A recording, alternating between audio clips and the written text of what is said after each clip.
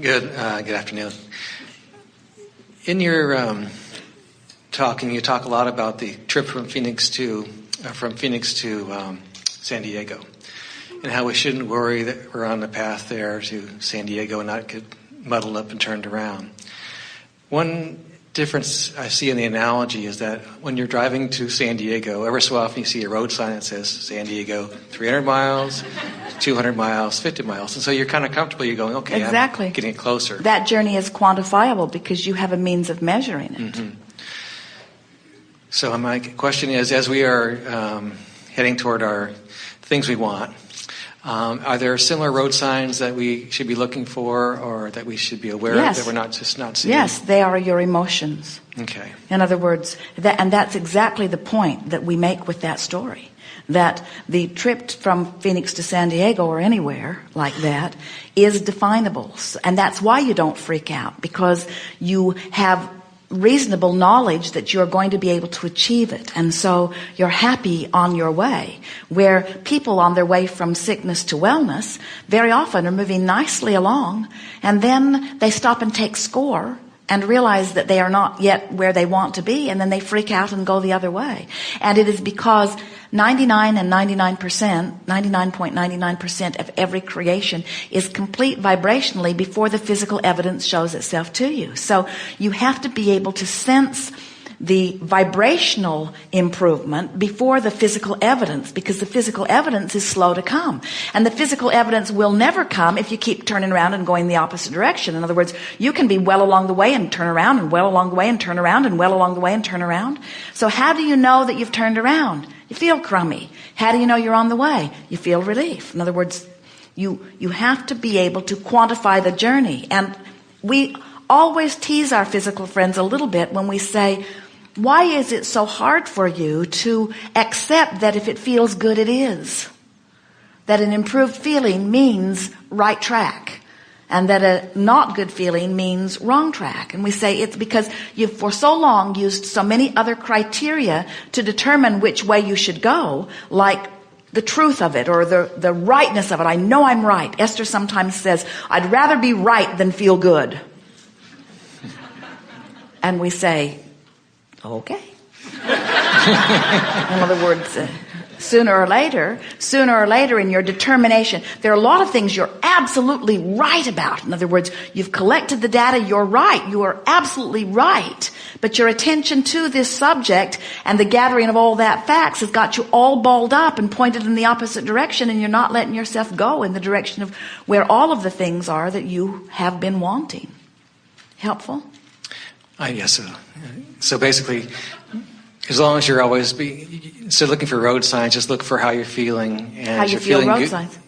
Yeah. How you feel road signs. But here's another piece to this. And the reason that you're not jumping up and down with enthusiasm over this brilliant, decisive, corrective answer that we've given you that will take you to everything you've ever wanted.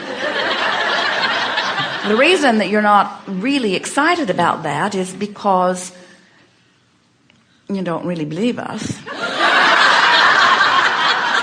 What it really is, it's because most people have become accustomed to feeling the way they feel. And so familiar feels normal. And that's why we want you to get more sensitive about the way you feel. We want you to be pickier about the way you feel. But there's another point to this that we really think is worth exaggerating and enhancing, and that is, logical humans say, the better my emotion is, the more powerfully positive I feel, then the closer I am to manifestation. And we say, that's right. When you start really feeling enthusiasm for something, it's on your doorstep. When you feel strong emotion, positive or negative, something's on your doorstep. And if the strong emotion is negative, what's on your doorstep, when it comes to the door, you're not going to like it. So the power of your emotion really is the indicator of the closeness of the manifestation of something. So when you understand that it's enough to just turn, that you don't have to get all the way over here. And we think that this information that we're giving about just turning in the stream and saying to yourself, I feel better, not I feel great, not I feel healed, not I've made it all the way now, but just simply, I do feel better. I do feel better. And so all you have to do is acknowledge that this thought feels better than this thought, and this thought feels better than this thought, and this thought feels better than this thought. And the more you play with the thoughts, think and feel, think and feel, think and feel, the easier it will be to direct yourself. In other words, you want to talk about something that you've been thinking about? No, because I feel like I think I'm pretty good at the feeling part. I was not very good probably 3 or 4 years ago because I just felt I didn't realize there were so many feelings I was having that was going under my radar. And now I'm feeling better I'm more perceptive about my feelings.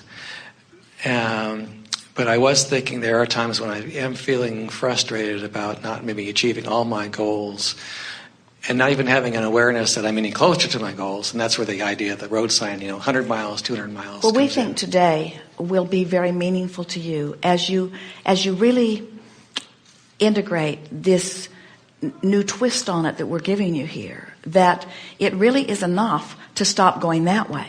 Because by no longer paddling so hard that way, you're going to turn and you're going to begin to go this way. And we think that impatience that you feel, we made the analogy of wanting to put a motor on your boat so that you could speed to where you're going. We think that realization that if you just stop doing that, you'll begin to move in the right direction. It's a sort of faith or knowledge that the stream will take you to all of the things that you've been asking for. And that requires a sort of trust that you are worthy, and trust that law of attraction is real, and trust that your source energy is there and is calling you. And nobody can really have that trust without having some real life experiences that make you trust it. Even today, with all Esther knows, with everything that she's learned from us, from everything that she's applied, and the wonder of the life that they are living as a result of that application, even today, as Esther says, Abraham, I would like to wake up at 6 o'clock. And she opens her eyes and looks at the clock, and it is 6 o'clock. That thrills her every time it happens. Because she is liking the evidence of what she is believing is true, you see. And so the more you test it, the more you apply it, the more you reach for it, the more you think thoughts and then watch how the universe responds to the thoughts that you're thinking, the more things play out, the more when something wonderful happens, you acknowledge, I did that. And when something not so wonderful happens, you acknowledge, I did that. The more you note the correlation between what you've been thinking and feeling and how it's playing out, then the more you come to know the laws are valid, and the more you come to know that Source has eyes on you, and the more you come to feel the call of Source. And as you begin to feel the call of Source, and you are less and less willing to beat up on yourself no matter where you are in relationship to the call of Source. In other words, if there's anything that we've been trying to get across to you all in a very strong way, is that Source is not prouder of you when you're in appreciation being called forward than when you're in revenge and being called forward, or when you're in fear and being called forward. In other words, Source is always there calling you to what you have caused Source to become. And if you could just get it, that you are never condemned, that you are always valued, that you are never seen as incomplete or unworthy, you're always seen as capable and whole. When you get that, then this turning and this moving gets easier and easier and easier. And then you stop being impatient about where you are in relationship to your destination, because you are wise enough to realize that even when you get to that destination, there's going to be another one and another one and another one. So you've just finally want to give up being unhappy about not being all the way there, because you're never going to be all the way there. Life won't let you complete it. That's why we call you eternal. And so you say, I'm eternal on my way to more joyous experience. So what possible difference does it make in what way I'm living the joy right now? I'm always going to be on my way to something more, something more, something more, something more, something more, something more.